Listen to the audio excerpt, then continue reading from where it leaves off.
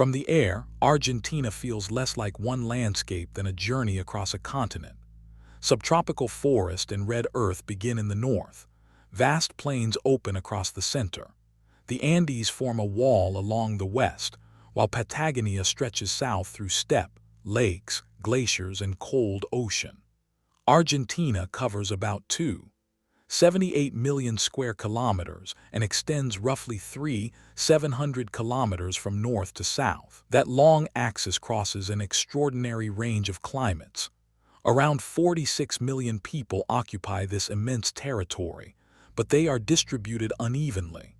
The greatest concentration lies around Buenos Aires and the fertile center, while huge areas of mountain, plateau, and southern coast remain sparsely settled. Geography explains that contrast, and nearly everything that follows. Argentina's western horizon is defined by the Andes, the longest continental mountain chain on Earth. The range rose as the Nazca Plate descended beneath South America, lifting rock, volcanoes, and high plateaus along the continent's edge. In Mendoza province, Aconcagua reaches 6,961 meters, the highest summit outside Asia. Yet the importance of the Andes is not measured only in elevation.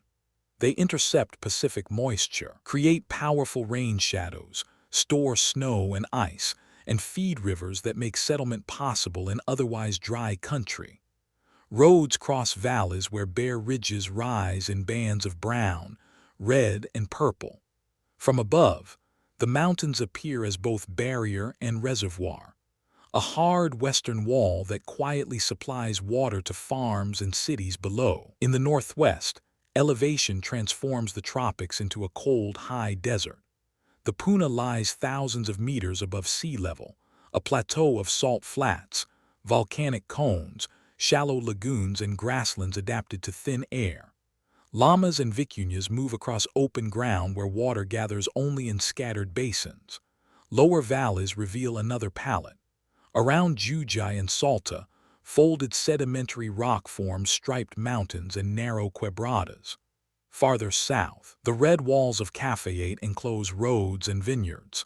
These landscapes record uplift, erosion, and ancient seas, but they also form cultural corridors used for centuries between the Andes and the lowlands.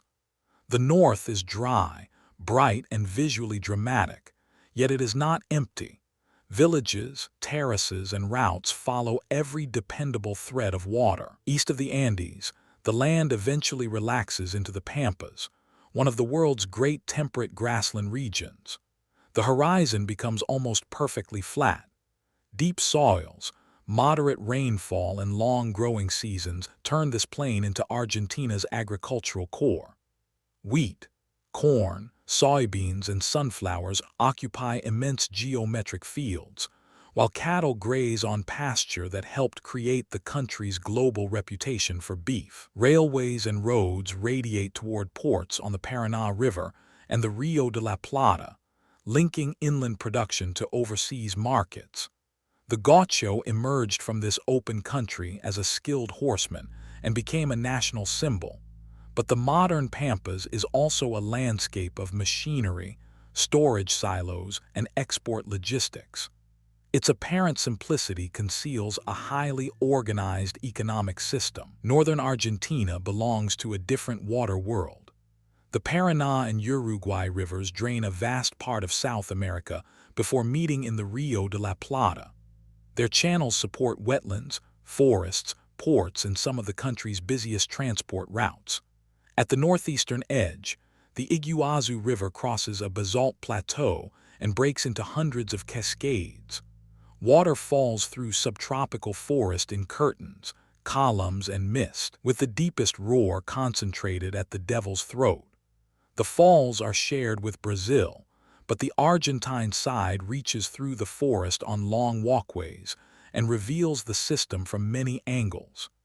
Iguazu is spectacular because of scale, yet its larger meaning is hydrological.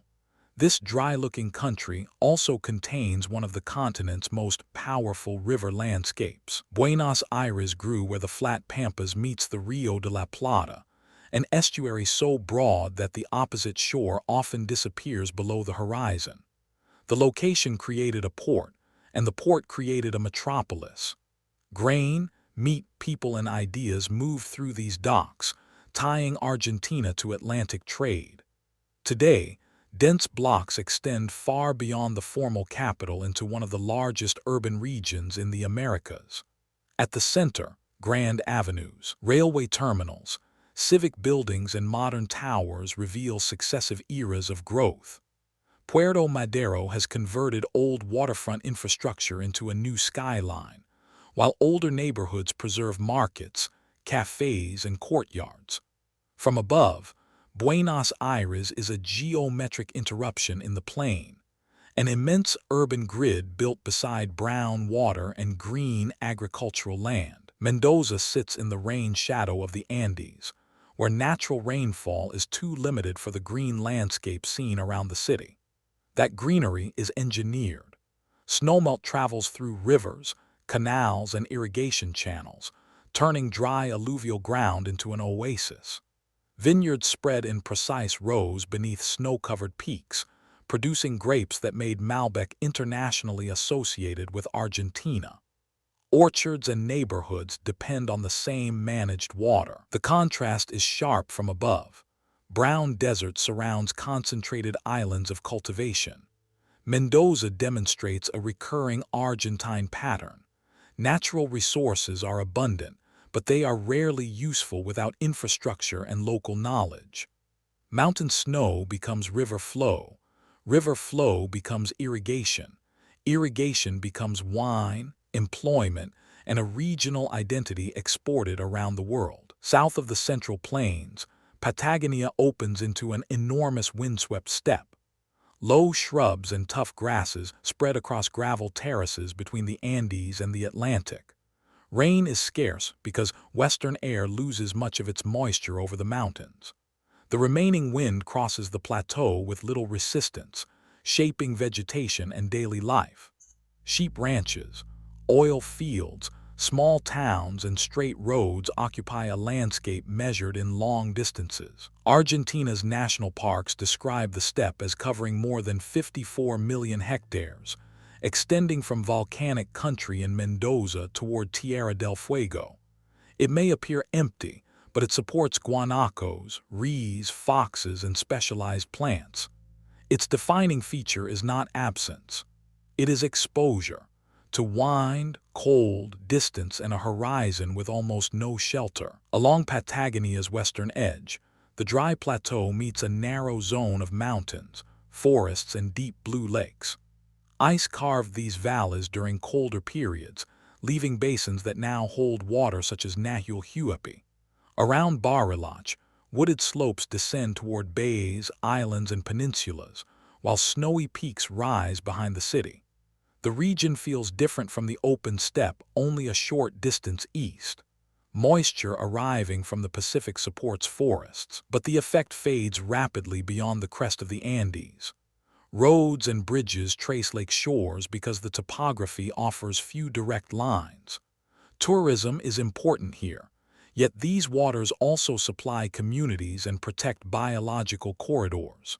From above, northern Patagonia becomes a study in boundaries, forest against steppe, mountain against lake, and settlement pressed into narrow habitable margins. Farther south, the Andes carry some of the largest bodies of ice outside the polar regions. Glaciers flow east from the southern Patagonian ice field into long lakes.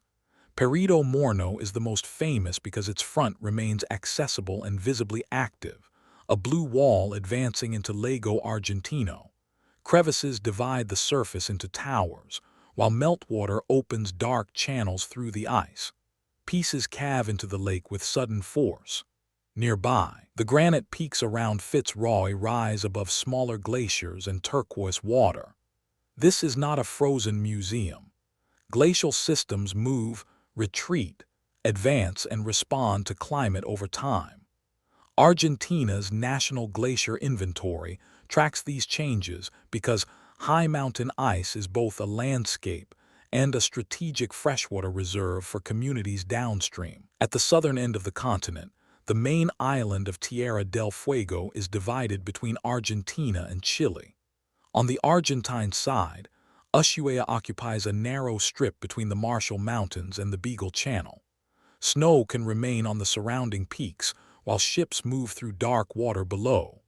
Forests, peatlands, and glacial valleys replace the dry steppe, and the road network reaches its symbolic end near the channel. This region has long been inhabited, despite the modern myth of an empty frontier. Indigenous peoples adapted to the cold coast and its marine resources before colonial settlement transformed the island. Today, Ushuaia serves tourism, fishing, logistics, and routes toward Antarctica, making the so-called end of the world a gateway rather than a dead end. Argentina's culture reflects repeated movement across this geography. Indigenous societies shaped the Andes, plains, forests, and southern coast long before European conquest. Spanish became the national language, but regional speech, food, and music absorbed many other influences. Large-scale immigration, especially from Italy and Spain, transformed Buenos Aires and the agricultural center during the late 19th and early 20th centuries. Tango emerged around the Rio de la Plata from that urban mixture and became a global art form. In rural traditions, the gaucho represents skill, independence, and knowledge of the plains. Mate is shared across social boundaries, while asado turns food into a gathering ritual. These customs connect very different regions, giving a long and varied country a recognizable cultural rhythm. Argentina's future remains tied to the same geographic scale that shaped its past. Fertile plains support major food exports. The Andes contain copper and lithium resources, while Patagonia holds oil, gas, and some of the world's strongest wind potential. Rivers, ports, and cities connect those resources to industry and services. The opportunities are large, but so are the challenges. Economic instability, unequal regional development, pressure on ecosystems, and a changing climate that affects drought, wildfire, and ice. Seen from above, Argentina is not defined by a single postcard. It is a connected system of mountains, plains, rivers, forests, ice, and ocean, stretched across 33 degrees of latitude. Its enduring advantage is variety, and its central task is learning how to use that variety without exhausting it.